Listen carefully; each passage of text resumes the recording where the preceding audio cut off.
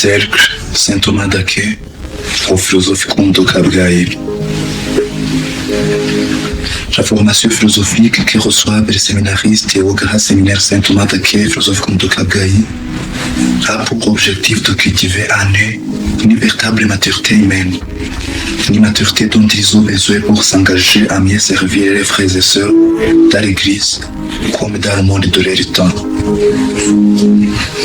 C'est dans ce cadre qu'un s'inscrit le cercle Saint Thomas d'Aquin, et lieu où cette formation s'applique concrètement et se vit au quotidien. Le cercle est ainsi une association de grands séminaristes du Philosophicum de Kabgayi. C'est un espace où les talents se forment, se développent et s'épanouissent. Tout cela découle à la fois de l'intériorisation de la formation reçue, mais aussi du partage des dons personnels entre séminaristes. Jetons maintenant un regard sur l'histoire du cercle Saint Thomas d'Aquin. En novembre 2001, plus précisément le 9 ou le 10, s'est tenue au KIST une session interuniversitaire réunissant les représentants des étudiants du Rwanda. Le grand séminaire Philosophicum de Kabgayi y avait envoyé une délégation. Parmi les sujets abordés figurait le sida, considéré alors comme un fléau majeur. Au retour de cette rencontre, les séminaristes ont compris que le sida n'était pas le seul problème à affronter. En tant que futurs pasteurs, ils ont ressenti l'appel à réfléchir aussi aux nombreux autres défis qui surgissent dans la société.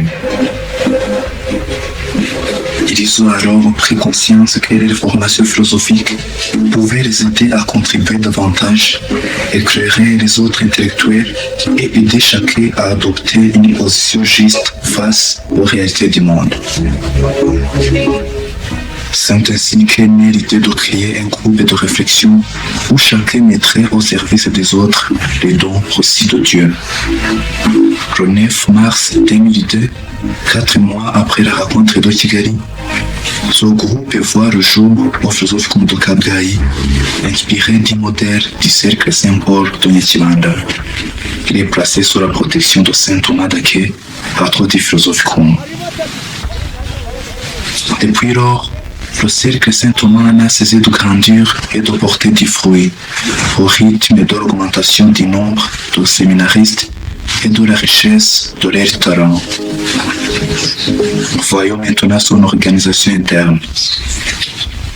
Le cercle Saint-Thomas d'Aquin comprend une assemblée générale composée aujourd'hui de tous les séminaristes. Il y a aussi un comité de coordination. Il y a un conseil de chefs formé des représentants des sections, ainsi que plusieurs sections et sous-sections. Le cercle s'organise autour de 3 grandes sections. La section musique, la section art et littérature et la section idées et réflexion. Commençons par la section musique. Elle comprend plusieurs sous-sections. D'abord, le solfège. Ici, certains séminaristes initiés à la musique enseignent à leurs confrères les bases nécessaires pour lire, écrire et comprendre la musique. Ces compétences deviennent très utiles dans le pastoral, notamment pour soutenir les chorages dans les paroisses. Ensuite, le piano qui prolonge l'apprentissage du solfège. Les séminaristes y apprennent à jouer du piano afin d'accompagner les chants liturgiques aussi bien au séminaire que dans d'autres communautés. Il y a également le groupe des musiciens. À travers le piano, les guitares et les cymbales, ce groupe anime les soirées récréatives et les différentes cérémonies. Il participe aussi à l'animation liturgique et forme les nouveaux séminaristes à l'usage des instruments. Enfin, la petite chorale. Bien que tous séminaristes participent à la chorale communautaire, certains séminaristes particulièrement engagé se regroupent dans ce petit ensemble appelé Petit Décourage.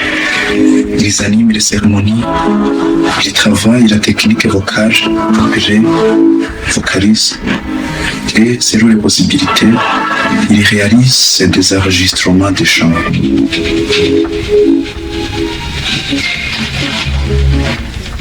Passons maintenant à la section art et littérature. Il regroupe plusieurs sous-sections. La sous-section ururimi n'ubuvanganzo nyarwanda se consacre à la promotion de la culture rwandaise, poésie, tradition, langage et expression culturelle.